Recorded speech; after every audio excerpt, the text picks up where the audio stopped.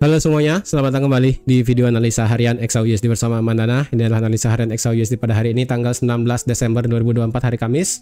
Seperti biasa, jika kalian semua suka dengan videonya, jangan lupa like dulu videonya, subscribe kalau subscribe, hidupkan lonceng dan di share. Oke, di sini langsung cepat aja. Wah, ini kemarin saya nggak begadang, jujur ya. Saya cerita sedikit. Kemarin saya nggak begadang, saya kemarin ya maunya begadang, cuman ketiduran dari jam 11 tuh sudah blackout, saya udah nggak tahu gitu kan. Terus pagi-pagi nggak pagi-pagi banget sih, sekitar tadi jam 8 kalau nggak salah atau nggak jam 7 saya buka chart, melihat harga XAUUSD, buset apa nih gitu kan, sampai ke 2582 tadi pagi ya kan. Di sini ini tadi pagi sampai 2581, bahkan saya lihatnya itu tadi di 2582. Saya mikir buset nih kenapa nih kan. Terus saya cek lagi major pair euro, semua sama ya, euro USD, pound. Saya cek Bitcoin juga drop. Wah, ini kayaknya ada something luar biasa sih. Saya sih pemikiran awalnya adalah hari ini The Fed nggak jadi potong suku bunga gitu kan. Nggak jadi potong suku bunga, makanya ini bisa dropnya lumayan. Saya kira seperti itu. Sampai akhirnya barusan saya baru baca-baca di sini. Wah, ini epic sih, jujur. Ya, ini epic banget, sumpah nggak bohong ini ya. Ini epic banget. Karena kalau kalian lihat, ini kan dot plan di September kemarin. Ya, sekarang FOMC-nya barusan dari pagi maksudnya. Ini kalian bisa lihat. Di sini ya, di sini nih ya, apa namanya? Terbanyak member FOMC-nya adalah di suku bunga nanti di 2025 ditahan di angka 3,75 sampai 4%. Which is itu adalah pemotongan suku bunga lagi 2 kali. Wow. Kemarin sih saya katakan ya, kalau sampai misalnya 50 atau enggak 75 itu hawkish. Lebih tepatnya kalau 50 itu adalah hawkish banget, 75 itu netral tapi cenderung hawkish, kalau 100 basis point itu udah benar-benar dovish gitu kan. Saya sih expect-nya antara 75 sampai 100 gitu kan. Walaupun saya bilang juga kemarin 50 kan, 50 basis point pemotongannya. Ya, ternyata apa yang dikatakan oleh Jerome Powell ternyata 50. Ya, cuma 50. Dan wah gila sih, semua risk asset itu drop semua ya, semua, bahkan sampai Bitcoin, bahkan sampai stock market, gold kena, silver kena, semuanya drop. Ini epic sih jujur ya. Jadi otomatis pandangan saya kemarin yang menyatakan bahwa saya pro untuk indeks dolar naik, tapi saya nggak expect naiknya gila banget bakal kayak gini. Ya, ini saya benar-benar nggak expect naiknya bakal menggila kayak kemarin sih. Berarti in the long run ya, untuk jangka panjang. Jadi kalau kalian ada yang trading di major pair, otak kalian sekarang cuma satu, yaitu nge-sell. Ya, ingat ini major pair. Tapi kalau di XAU saya masih rada ada bias-biasnya sedikit. Karena ingat ya, XAU ini kan banyak faktornya, geopolitik ada, tekanan bank sentral ada, tekanan inflasi ada, tekanan dari market itu sendiri ada, pengaruh indeks dolar ada, pengaruh banyak lah ya. Makanya di sini kalau dari segi XAUUSD masih ada campur aduk antara sell buy itu masih ada. Ya, sell buy itu masih ada. Tapi kalau currency major pair kayak EU, GU, AU, New Zealand USD, itu otak kalian cuma satu nge-sell. Ya, kemudian kayak USD Swiss, USD CAD, itu otak kalian cuma satu buy. Sekalipun adanya retracement, otak kalian cuma itu doang satu. Ini saya kasih info ya, karena kedepannya itu USD bakal wow gitu. Indeks dolar itu bakal wow sih. Karena kalau sekarang aja indeks dolar itu di angka 108. Ya, indeks dolar ini sekarang ada di 108. Karena projection saya ini adalah sampai di 110 sampai di 111. Ini masih ada punya ruang gerak lumayan ya. Sekarang kan di 108, ini masih sampai 110, 110 500 sampai 111. Jadi otomatis major pair kalian tahu harus ngapain ya. Kalian tahu harus ngapain. Jadi seperti itu. Oke, ini sekarang bagaimana nih XAUUSD-nya? Well, kalau dilihat dari ini saya sepertinya sih saya hapus untuk semua deh ya. Ini termasuk semuanya saya hapus ya deh, saya ulang ya. Kemarin kan kalau nggak salah, sebentar sebelum saya lanjut, Kemarin kalau nggak salah kita bisa nge-sell kalau marketnya itu tutup di bawah 2643. Nah, masalahnya 2643 ini terjadi di jam 10 malam. Yang dimana di grup saya katakan setelah jam 10 malam kalian sebaiknya jangan trading. Dan benar aja, ini ketika selama saya selesai bikin analisa, marketnya nge-stuck di 2643. Ya, benar-benar berhenti di 2643, berhenti di sini, nggak mau turun sampai malam hari. Sampai akhirnya jam 10 ini marketnya drop di bawah. Sampai akhirnya ini pada saat FOMC dar ke bawah. Gila sih, jujur. Dan sekarang ini marketnya nge-retrace naik. Apa kita mau buy? Sabar dulu ya. Kita baca sedikit lah apa yang kemarin FOMC gitu kan. Jadi di sini untuk di kata-kata pertama di sini menandakan FOMC itu biasnya benar-benar apa ya? Biasanya itu benar-benar hawkish banget, nggak pakai obat gitu kan ya.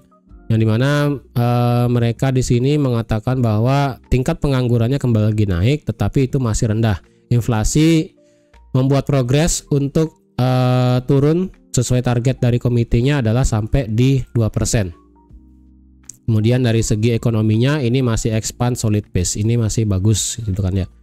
Dan untuk proyeksinya potong suku bunga ini adalah range-nya dari 3,75 sampai 4% di sini ya. Berarti karena sekarang range-nya adalah 4,25 sampai 4,5, berarti tinggal potong suku bunga lagi 50 basis point aja. Berarti kalau 50 berarti pemotongannya 25 25. Kalau 25 25 berarti sisa lagi 2 kali. Nah, kapan itu 2 kalinya? Apakah di pertengahan tahun 2025 itu sekali, kemudian akhir tahun 2025 kemudian itu yang kedua, atau gimana? Tapi ini proyeksinya sih sampai di untuk proyeksinya sendiri sih di sini sampai 2025 kuartal pertama ya. Ini kan masih dites sebagai, kita lihat dulu kuartal pertamanya nanti seperti apa, karena di 2025 awal sekali lagi kemungkinan besar FOMC bakal pause suku bunganya. Itu sih, bakal di pause suku bunganya. Oke, kalau kita lihat sekarang di 2025 proyeksinya seperti apa. Jadi kalau dibandingkan dengan data kemarin di September, ini kan September ya, kemudian di sini adalah Desember. Kalau dilihat di September kemarin, di sini kan proyeksinya 2025 adalah GDP 2, tingkat penganggurannya 4,2, 4,4, PCE inflasi 2,1, core-nya 2,2. Nah, untuk nanti diperkirakan di 2025 dari segi GDP-nya itu berarti sama ya, tapi ada kenaikan sedikit. Ini di 2,1. Kemudian tingkat penganggurannya diperkirakan akan flat sekarang di angka 4,3 atau 4,4. Tapi kalau kemarin di September ini kan lumayan jauh ya, 4,2, 4,3. 4,4, 4,2. Berarti di sini 4,3, 4,4. Kemudian inflasinya di sini masih stay di 2,5. Core-nya di sini diperkirakan akan naik.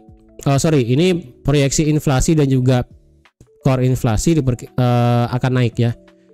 Inflasi di September itu 2,1. Kemudian diproyeksi di tadi malam naik ke 2,5. Kemudian di sini 2,2, di sini ke 2,5. Jadi ketika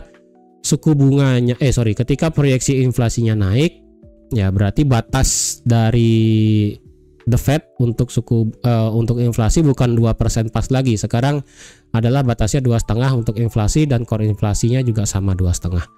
Jadi di sini benar-benar apa ya? Wah, gila sih. Ya, jadi saya katakan nih wah gila sih. Wah, gila banget nih The Fed-nya.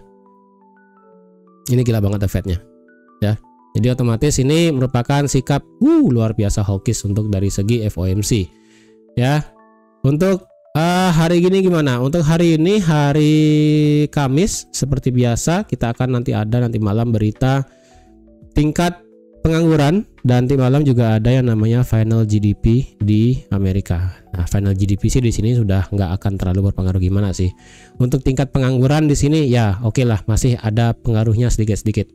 Kemudian Fed Manufacturing Index dan existing home sales di sini ya masih oke lah, ada efek-efeknya lah sedikit. Oke. Nah, sekarang bagaimana nih? Apa yang akan kita lakukan di XAU USD sekarang? Well, Kalau ini kan sisa lagi 2 hari ya. Sisa minggu kalian trading, sisa lagi 1 jam 1 hari 21 jam. Ya, ini sih luar biasa, sisa lagi sedikit sekali kalian waktu tradingnya. Karena minggu depan marketnya sudah libur ya. Jadi kalau seandainya ini marketnya monthly ditutup bearish, oke, seandainya monthly ditutup bearish dan break di bawah 2600, maka kemungkinan besar di bulan Januari kita bisa melihat penurunan lagi sampai ke 2500, yang dimana berarti time frame besar setelah kita melihat adanya bearish di bulan November dan Desember juga bearish, berarti otomatis kita bisa melihat retracement dari time frame monthly. Ingat ya, monthly sekalipun itu turun, itu masih mengalami yang namanya retracement loh ya. Seperti itu. Syaratnya sih menurut saya kalau monthly bisa tutup di bawah 2600. Itu perfect. Minggu depan Januari, bukan minggu depan sih, tahun depan Januari 2025 kita ambil sell aja. Gitu kan. Apakah kita boleh buy? Ya masih bisa ya kan, karena kan buy-nya di sini masih time frame masih besar, monthly dan juga weekly. Untuk weekly kalau benar-benar mau bearish, dibarengi dengan kalau bisa close di bawah ini. Kalau weekly bisa close juga di bawah 2560, itu mantap sekali ya. Kemungkinan marketnya bisa turun sampai 2500 atau ekstrim sampai 2440 atau enggak 2450 di sini. Itu ekstrim ya. Itu pun kalau memang benar-benar mau bearish pada bulan Januari. Penentuannya sekarang soalnya ya. Seperti itu. Nah, kalau dilihat dari segi monthly, ini indikatornya RSI tinggal keluar aja dari overbought, ini sudah menandakan yang namanya terjadi koreksi. Dari segi weekly, ini stokastiknya tinggal turun aja di bawah 50, yang slow-nya ini kan yang fast sudah 44, yang slow masih 52. Kemudian diikuti nanti misalnya RSI juga drop di bawah 50. Udah, itu bakal mantap jiwa ya. Tapi kalau ditanya boleh buy, boleh ya. Kapan kita bisa ngebuy? Ngebuy di sini saya rasa karena di sini kekuatan The Fed ini masih sangat luar biasa kuat ya. Jadi menurut saya sih kalau kalian ingin ngebuy, menurut saya sih untuk XAUUSD bisa naik lagi itu harus ada update dari segi geopolitik, which is itu adalah sesuatu yang buruk sebenarnya ya. Jadi kalau ada geopolitiknya memanas lagi, dunia menggoncang-ganjing lagi, ya ini XAUUSD bakal bisa naik lagi. Itu aja sih gampangnya.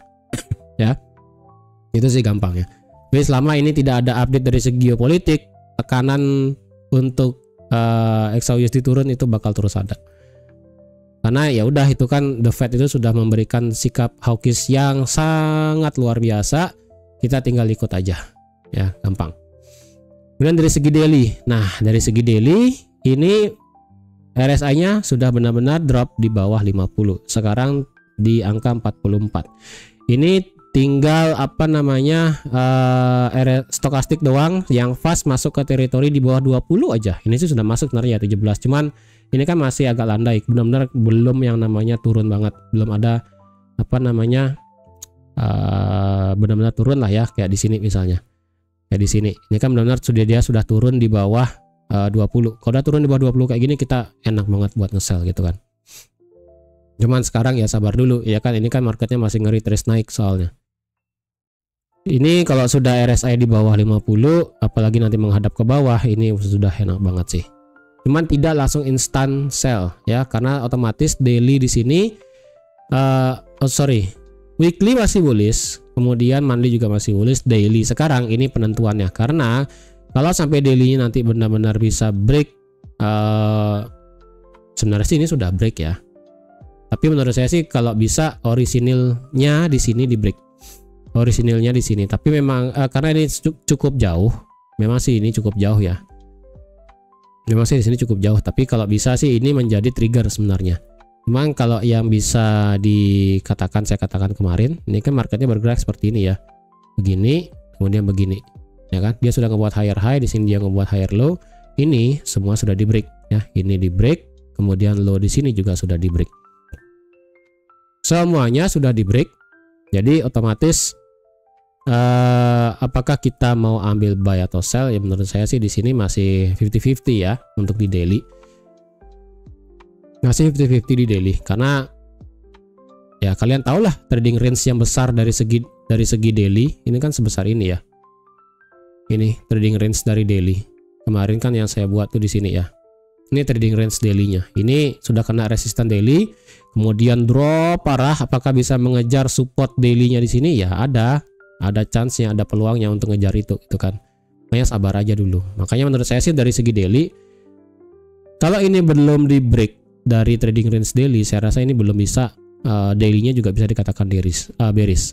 Jadi rada rancu untuk di daily, mengingat di sini trading range-nya besar banget ya kan, dari 2714 sampai 2558. Mau nggak mau sih memang ini trading range-nya.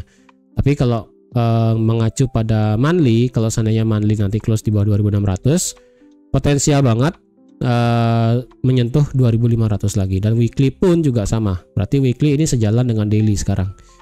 Ya, jadi kalau seandainya daily dan juga weekly sama-sama close di bawah 25 berapa ini? 2560.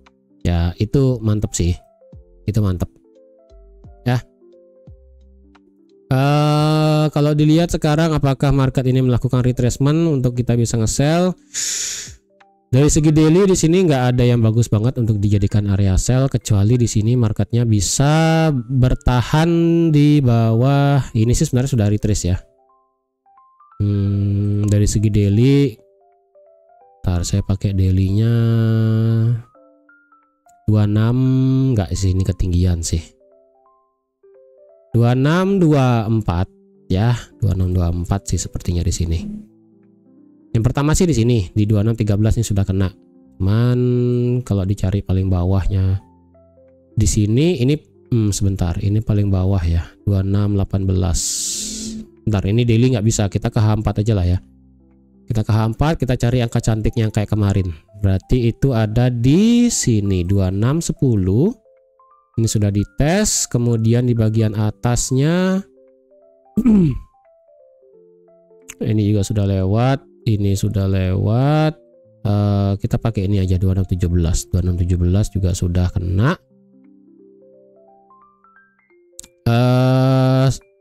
Untuk paling atas sih di sini. Bentar, ini H4, H4, H4, H4. Kalau H4-nya tutup di atas 2617, lagi sejam di sini sih. Kalau 2617-nya di sini bisa di break ke atas, last chance-nya adalah yang kemungkinan bisa di retest itu adalah, kalau dicek di sini nggak bisa, saya rasa ini sih 2632. Tapi ini ketinggian sih ya. Coba kita bawa ke sini. 26. Wah, ini H4-nya cukup lumayan di sini ya. Karena di sini nih ya, ini problemnya nih banyak banget choppy-nya. Banyak banget apa namanya, mau di mana taruh di sini. Kalau taruh di sini ke belakangnya nggak ada. Kalau taruh di sini mepet banget. Kalau taruh di sini ini ya recent apa namanya, structure terbaru sih di sini ya. Structure terbarunya sih di 2632. 2632, 2630 di sini. Tapi yang paling make sense sih sekarang yang bisa dipakai di 2616 sih. Ya, di sini. Kayak kemarin angka cantiknya di sini ya. 2617, kemudian yang paling bawah di sini 2610. Ini secara H4. Kemudian di main H4 sih di sini sudah kena. Nah, ini marketnya pas kena di main H4 langsung terbang ya kan. Jadi wajar ini marketnya naik. Tapi dari segi daily marketnya sudah break supportnya di sini. Ini di break, semua di break. Semua di break support-supportnya. Jadi ini retrace-nya saya rasa kalau ini selesai retrace-nya ya, marketnya lanjut turun, ini potensial next targetnya adalah bisa sampai sini 2577 ya, 2577 paling enggak, atau enggak dia sampai 25, angka cantik dah ya, 2575. Coba di mana tuh diam, nggak begitu bagus, cuman ya oke lah ya. Di sini ini kena demand, kemudian mantul naik. Jadi kalau ini retrace-nya selesai, market memilih untuk lanjut turun lagi. Ini turun bisa sampai 2575 sih. Lumayan itu ya. Kita sell sekarang, sabar ya. Sabar. Coba kita lihat dari segi indikator. Indikator juga belum menandakan kita bisa sell karena di sini indikator H4 masuk di oversold kemudian balik lagi keluar, jadi belum bisa, sabar dulu ya. Dari H4 sih ya, kita ke oper ke H1. Dari H1 sih ini udahlah, ini kelihatan banget area supply di sini ya, di 2632 selaku tadi H4 support become resistannya. Berarti di H1 di sini juga ada area demandnya. Ini pas kena 2617 kemudian marketnya turun. Wah gila sih. Bentar ya, saya juga belum yakin ini kalau mau nge-sell. Ini batangnya gede banget soalnya. Di H1 juga nggak ada apa-apa. Di M30 nothing. Di M15 di sini sebenarnya tadi ada drop base drop ya, tapi di sini drop base dropnya nggak di respect di sini. Tapi marketnya lebih memilih untuk yang ada di sini di M15 karena itu adalah support become resistant di H1.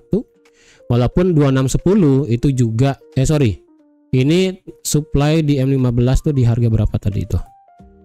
Di harga 2606. Kalau dicari ke belakang 2606 tuh ada sesuatu enggak? Enggak begitu sih ya, enggak begitu. Pantas ini enggak di respect marketnya. Pantas ini enggak di respect karena enggak ada pantulan ke bawahnya soalnya ya. Nggak ada pantulan ke bawahnya. Nggak ada pantulan kuat di time frame besar. Kok saya ngomong itu? Sorry salah. Oke, di mana kita mau nge-sell sekarang? Ini sih sudah, ini keras banget marketnya, retrace-nya sudah naiknya menggila. Kalau saya mau nge-sell, sebentar saya mikir-pikir dulu. M5 sih ada rejectionnya kuat sekali di sini. Di M15 tinggal tunggu rejection aja. M30 A1. M30 berarti ya. M30 berarti minimal adalah di M30. Jadi kalau kalian ada yang mau instant sell nanti ketika nonton ya. Ketika nanti kalian nonton marketnya itu masih di atas 2610, ini termasuk sell yang high risk ya. Nanti stop lossnya taruh di 2625. Ini cukup gede range-nya ya. Jadi kalau kalian ada yang nonton nanti misalnya harga masih di atas 2610 ya, masih di atas 2610, kalian mau ambil sell ya bisa, tapi masalahnya stop lossnya harus ditaruh di atas ini, di atas 2624. Karena itu merupakan puncak paling tingginya ya kan. Tapi kalau seandainya di M5 dan juga M15 nanti ada rejectionnya, benar-benar reject ya, kalian bisa anggaplah ini di M5-nya rejection di sini ya. Anggaplah di sini berhenti marketnya ya, kalian bisa taruh di sini stop lossnya. Kalau belum ada, kalian nekat buat nge-sell, mau nggak mau di sini stop lossnya di atas 2625. Itu pun 100 pip. Kalau kalian nggak kuat sih sebaiknya jangan. Kalau saya pribadi, kalau dicari ambil yang lebih aman, selama H4 tidak break di atas 2617, saya rasa bisa untuk kalian ambil sell yang cukup high risk. Tapi kalau cari yang lebih aman, kalau mau cari yang lebih aman, saya rasa di bawah 2610 sih. Di 15 sih ada bentukan candle kayak begini, soalnya jadi saya sedikit agak worry di sini ya. 2610 dan marketnya di sini. Bentar ya, ini saya harus lihat ke belakang. Bisa nggak lihat ke belakang? Apakah ke belakang ini kita bisa jadikan acuan atau enggak? Sebentar ya, supaya benar di sini. Ini 2605, di sini 2605. Oke, digeser, kecilkan time frame-nya. 2604 sih berarti. Ya, ini bisa berarti di time frame M5. Tapi dengan kondisi marketnya harus di bawah 2604. 15 ya. Jadi kalau ada yang mau cari sell lebih aman, tunggu marketnya di bawah 2610 secara H1. Kemudian nanti kalau marketnya juga bisa break di bawah 2604, kalian bisa nge-sell nanti. Begini ya, ini turun lagi. Ini nanti kalian bisa nge-sell target maksimal sampai 2575. Ini sampai low gini ya, low daily ini masalahnya 2575 ini ya. Ini ingat, sorry bukan low daily, ini adalah demand daily. Sorry, ini adalah demand daily. Ini demand daily Ya, 2575 adalah demand daily dan di H4 adalah support become resistance-nya. Jadi masih ada peluang marketnya turun sampai 2575. Kalau di buy gimana? Kalau mau di buy sekarang sih ini marketnya sudah lari nggak pakai obat. Jadi jangan dilawan buat di buy dulu. Ya. Kalau nge-buy saya rasa belum bisa. Tapi kalau kalian nekat buy di atas 2617, 2620 seperti ini dengan target maksimal kalian sampai 2632 ya. Ini udah maksimal banget karena di sini takutnya ada reaksi parah nanti di sini. Sekalipun nih marketnya naik sampai sini, ini bisa aja drop marketnya sampai 2575. Itu. Kalau dia break di atas 2632 gimana?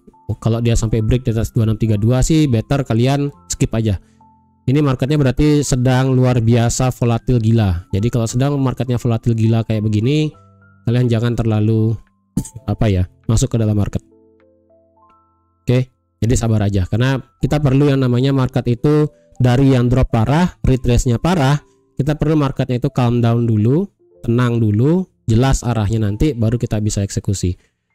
Kalau belum tenang itu bahaya ya, jujur itu bakal bahaya. Apalagi bagi kalian yang trading misalnya nggak pakai stop loss. Kalau sudah ketemu market yang volatilnya gila, trading kalian nggak pakai SL, itu bakal bahaya sih jujur. Jadi kalau kalian trading nggak pakai SL, bukannya nggak boleh, disarankan pakai SL ya, karena kan itu style trading kalian masalahnya. Kalau bisa pakai SL, kalau misalnya kalian tidak serak pakai SL, ya sudah, kalian harus berani yang namanya melakukan cut loss ya. Minus itu nggak apa-apa, dicari lagi nanti biar bisa profit. Jangan takut cut loss ya. Jadi kalau kalian berani untuk tidak pakai stop loss, kalian harus berani juga melakukan cut loss, titik. Itu adalah hukum wajibnya. Kalau kalian pasang SL, kalian berani pasang SL, berarti kalian berani untuk resiko kehilangan sekian. Jadi kalau kalian berani tidak pakai stop loss, kalian harus berani juga melakukan cut loss. Itu. Sekarang kalau ini marketnya masih volatil sekali, kita sabar ya, jangan terburu-buru, jangan tergesa-gesa, jangan termakan emosi. Baru saya bilang di sini FOMC-nya benar-benar hawkish banget. Ingat ya, gold itu banyak banget faktor pendorongnya. Bukan faktor pendorong sih, faktor pengaruhnya. Bank sentral iya, geopolitik iya, inflasi iya, kemudian keadaan ekonomi iya, dan sebagainya itu banyak banget. Kemudian misalnya ada narasi Cina membeli emas lagi dan sebagainya, itu juga bisa menjadi suatu driver gold bakal bisa naik ya. Tetapi kalau kalian trading di currency itu beda cerita, seperti yang saya katakan tadi di awal ya. Jadi kalian tahulah harus bagaimana kalau kalian trading di currency. Kalau gold itu berat sebenarnya karena banyak banget faktor yang mempengaruhi gold itu sendiri. Makanya jangan kaget kalau misalnya kalian melihat hawkish dari the Fed potong cuma 25 suku bunga gitu kan. Kemudian drop, kemudian tiba-tiba ini naik melebihi 2650 misalnya. Kalian nggak tahu kenapa bisa begini, baru kalian lihat beritanya, wah ternyata Rusia kembali lagi dengan Ukraina. Ya udah, market XAUUSD yang sebelumnya itu pro terhadap hawkishnya the Fed udah bubar, itu narasi sudah langsung expired gitu kan. Nah, langsung ini narasi yang terbaru adalah Rusia Ukraina, lanjut misalnya kayak Dardedor gitu kan, lanjut lagi ini udah terbang nggak pakai obat, udah nggak peduli itu apa itu the Fed ya kan, yang peduli adalah geopolitik sekarang ini terbang gitu kan. Makanya jangan sampai terkecoh untuk di XAUUSD. Oke, jadi sekian dulu untuk analisa XAUUSD pada hari ini. Terima kasih sudah menonton video sampai habis. Terima kasih juga sudah like, share, dan subscribe seperti biasa. Ingat, sabar dulu, jangan emosi. Dan ingat juga trading days kalian sisa lagi 2 hari, sekarang dan besok. Kalau kalian nggak bisa keluar masuk dengan cepat, ataupun minimal kalian besok itu harus sudah close posisinya. Karena saran saya, selama market libur minggu depan sampai Natal dan Tahun Baru 2025, jangan ditahan posisinya, kosongin aja, relax, santai. Oke, jangan terburu-buru, jangan emosi, sabar aja. Di Januari 2025 baru kita bisa trading lagi dengan aman. Oke, jadi sekian dulu dan sampai jumpa lagi di analisa harian XAUUSD selanjutnya. Bye bye.